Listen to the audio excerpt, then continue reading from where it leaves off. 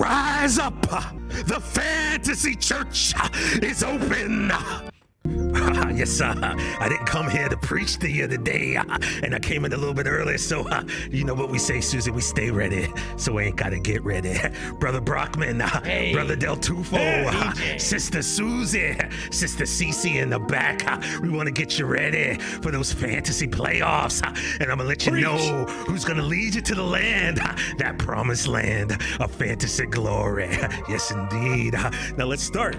Week 15. Now we got the playoffs going, Chris. Playoffs. And these decisions are going to either win some playoff matchups or lose some playoff matchups. So I'm exactly there, Brother Mora. So I'm hoping Brother Jefferson can lead you down the path of righteousness. And I'm going to tell you right now that these players should be sitting next to you on Sunday in the pew. Make sure they're getting their tithes and offerings to the church, though. Don't forget about that. David Carr. Got David Carr against the Patriots. And Derek Carr. I'm sorry. Derek Carr. Let's start that again. Derek Carr. And Chris, what does Bill Belichick do better than any coach in the National Football League? Jacks up quarterbacks, man. He takes away the thing you love the most, right? Whatever player you love the most, he's going to make sure that person has an awful day. Therefore, I'm thinking Devontae Adams is going to be in for a rough Sunday.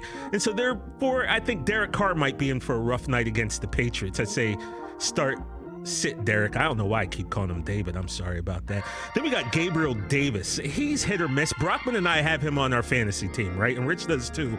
You don't ever know what you're going to get out of Gabe Davis, man. He's got 11 PPR points or less in 4 games in a row right now. And he's been held to under 40 yards receiving in 3 consecutive games. So I'd say if you have a better option, sit him. And Brother Cordero Patterson, look, I have him as well. The Saints haven't allowed a rushing touchdown since week 9, and only 2 backs have scored more than 10 PPR points against them over the span.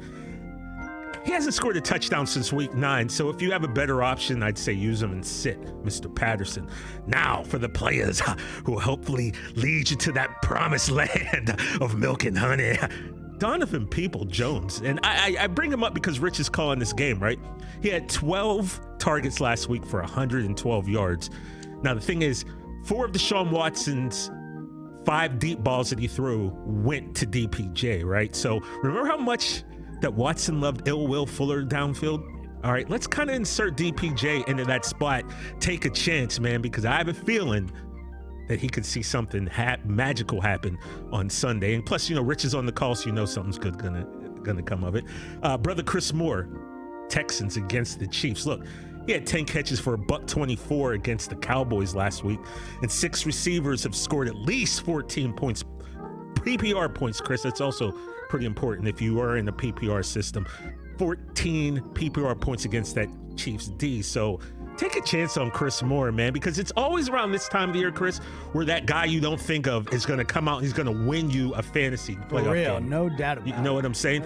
And Dante Foreman, against the Steelers, the Panthers running back. Look, Steelers have allowed an RB to score at least 18 points in 3 of their past 4 games.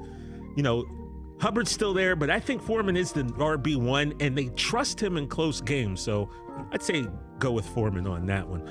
And now, man, the head or gut pick. This is the pick where you either look at the stats in front of you and go with that, or you dig deep down into your gut and say, I believe. This is tough because this man has let me down all season. I have him on my team. But for some weird reason, I just have a feeling about Alvin Kamara. Oh, wow. He's kind of been a disappointment this year, but I'm telling you what, the Falcons have allowed a running back to score at least 18 PPR points in 6 of the past 7 games.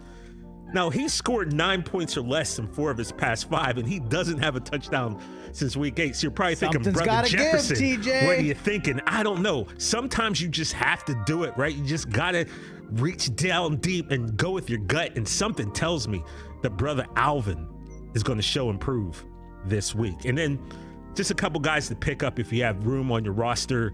I think that they could help you win a fantasy playoff game or 2. That's Pierre Strong of the Patriots, Chris. running back, especially if Ramondre's hurt. Zay Jones of the Jags. Look, him and T. Lawrence have a little combo going. He might be worth stashing. And Elijah Moore of the Jets. Now, I wrote this yesterday before the news came out about the Jets quarterback situation. Didn't have enough time to change it, but it doesn't matter. I think Mike White's coming back in a week. So, yeah. Elijah Moore, he might be a guy who can help get you over that fantasy hump. And brothers and sisters, I wish you all the best in your playoffs. Can I get an amen? Amen. Amen. Let us play. Yes, indeed. Catch the Rich Eisen Show every single day on the Roku channel, 12 to 3 Eastern, for free.